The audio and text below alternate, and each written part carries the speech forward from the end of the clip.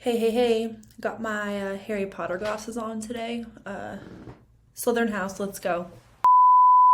So today I want to talk about Isaiah. Isaiah 6, I think it's, 1 through 5. And it's talking about when he goes into the throne room and he sees the Lord and he sees the seraphims, them big old angel things with all the wings. They didn't look like Cupid. Anywho, they're like flying around and they're singing, "Holy, holy, holy is the Lord of hosts. The whole world is filled with his glory."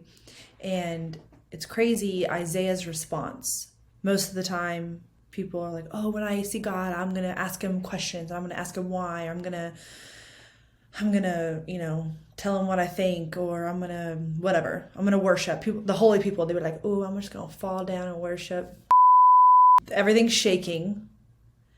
And there's like smoke everywhere. So like imagine like a church service, like a super spiritual church service, Super spiritual church service.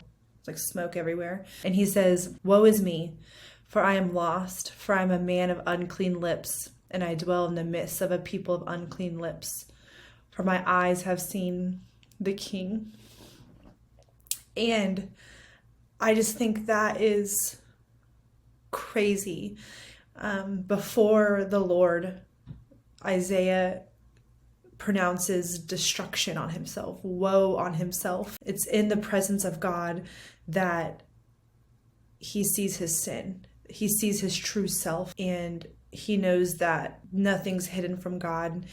And he's just fully exposed before the Lord, which is a crazy thought. It reminds me, I think it's Psalm 139, David asked the Lord, "Search my heart and see if there's any wicked way in me." And I'm like, "Ooh, David, that's really brave of you, bro, because in order for the Lord to search our hearts, that means the corners and the crevices that are super dark, that no one sees, that you don't talk about, sin that just sits there, bitterness, unforgiveness, a certain sin struggle. But before the Lord, it's fully exposed." Isaiah should remind us that when we have a proper view of ourselves, we have a better and proper view of God. It's the holiness of God. It's the otherness of God that makes him who he is. And this isn't some like, "Oh, we suck," and blah, blah, blah, like self-deprecate, emo, whatever. It really is when you understand and God reveals to you your depravity, how much grace means to you, how much his love means to you, how much the gospel means to you. When you have a proper view of self, you have a proper view of God. When you have a proper view of God, the gospel has a higher place in your life. It's crazy to me that the holiness of God, the majesty of God, the glory of God, and yet he chose to step off his throne.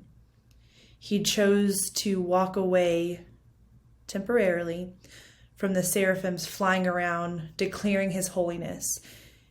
He, in full humility, wrapped himself in his very creation of flesh. He wasn't born looking like Thor or something. Like, he was born as a little baby, a little tiny baby, in a manger in the middle of nowhere, to a teen mom.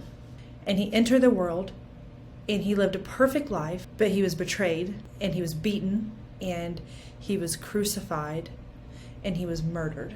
He exchanges this throne room, this perfect worship service of himself, and he exchanges it for the cross so that we could experience hope.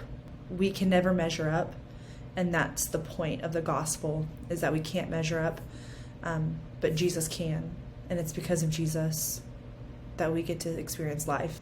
In seeing God, Isaiah saw his sin, and so the same is for us. In seeing God and beholding who God is, we get to see ourselves.